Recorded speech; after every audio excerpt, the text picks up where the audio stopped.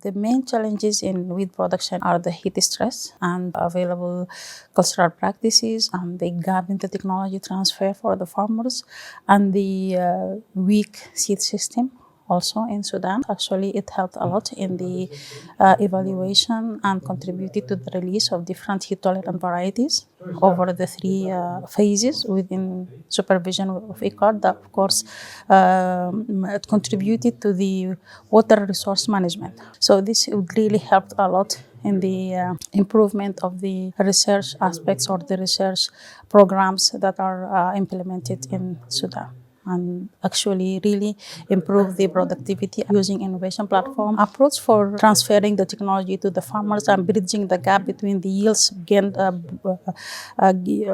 yields of the farmers and the yields at the research station. Thank you.